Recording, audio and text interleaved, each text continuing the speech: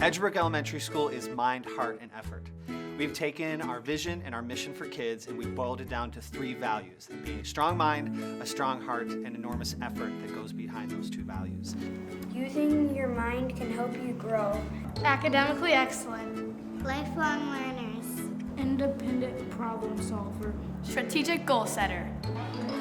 When we show heart, we're making the school a better place. Honesty and integrity.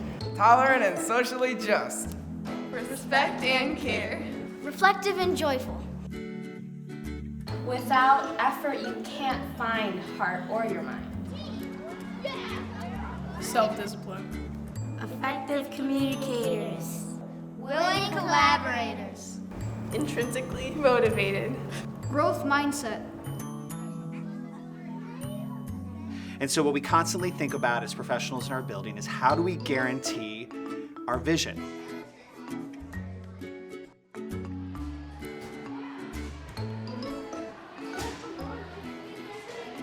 And so constantly what we're thinking about as professionals and educators in the building is how do we guarantee our vision or our values for kids? How do we ensure that when an 8th grader walks across the stage of graduation, they embody mind, heart, and effort deeply? And so what we really want to do is design a capstone assessment that captures and gives kids feedback on their mastery towards mind, heart, and effort. And so that's really what we've decided to make our focus of the Cahn project on, which is this capstone assessment and how do we start to do this really hard work from the ground up. So talk a little bit, what is the Cahn project? What is this fellowship?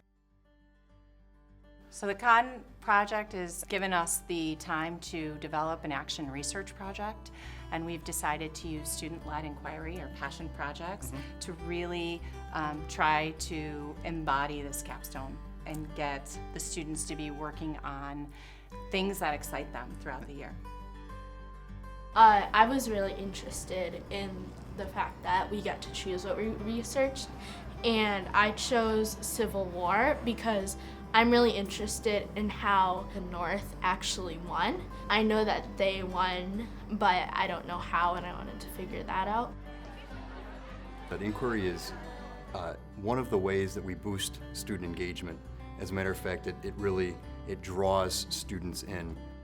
If one student director or student projects an inquiry to share with the class, maybe some of the kids will be into it, and then they will start doing more inquiries.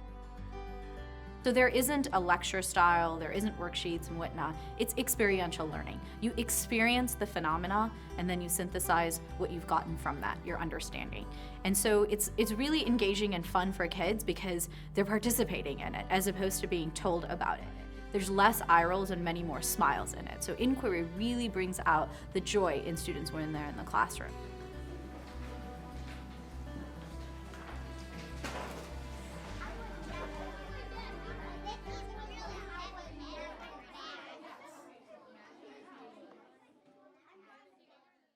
And so what we've done is we really thought through how do the adults in our building learn about student inquiry, and then how does that translate into the student work and student practice of that inquiry. Our professional development model at Edgebrook is really a learning cycle theory. It's adult inquiry, where what we do is we look at all of our quantitative and qualitative student data.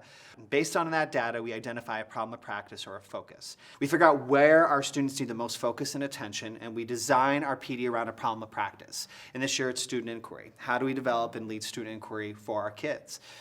And then throughout the course of the year, we research and read best practice text around that problem of practice, and then we implement and experiment with those new practices. And then we come back around for peer observation. And that's really how we design adult learning. Essentially, the adult learning here is inquiry, very similar to our student inquiry. We just think it's a really great model for how we learn as humans.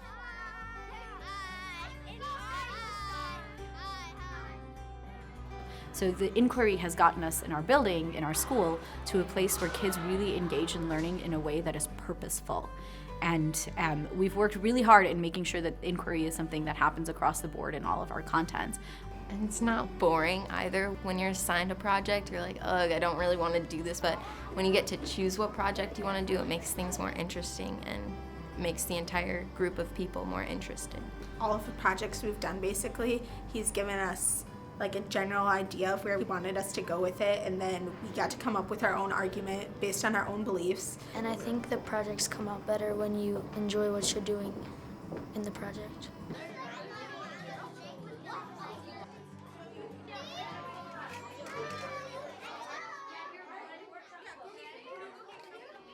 So every year our school, as a staff, we come together and we try to pick a practice that's actually going to make our instruction better and improve where we're going with teaching and learning. And so this year our focus is inquiry. The problem solving is kind of where we started, and then, you know, the conversation just evolved. The word inquiry popped. I remember being like so excited, like That's this it, is hands it. down, we got it. And it's something that certainly not only could be all year, this is something that we wouldn't have to change every year. We could continue to add on and expand and interweave our practices. Plus, it was in line with our vision of developing independent problem solvers as well as collaborative problem solvers. And kids taking ownership of their own learning, which also ties into growth mindset, which is an overarching goal for our school as well. But for kids to be able to become lifelong learners, they got to take ownership of what they're doing.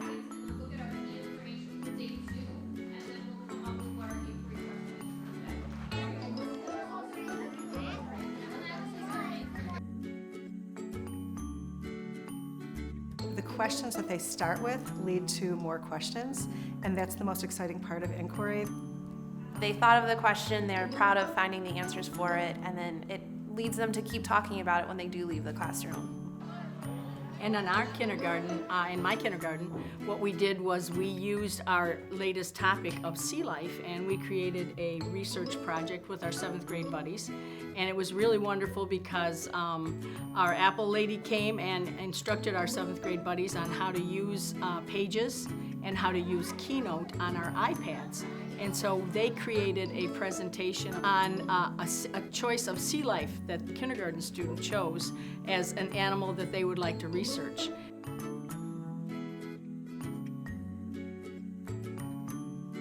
So what the inquiry process looks like for the 6th graders through our colloquium and genius hour is having the students experience the teacher's passions.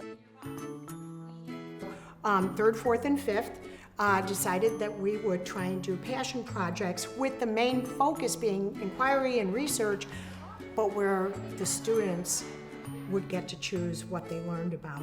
And that would look different in each one of the grade levels. Students have more ownership over the topic that they want to choose and how they're going to go about choosing it. So in 3rd grade, one of our things that we're talking about is how to do the research.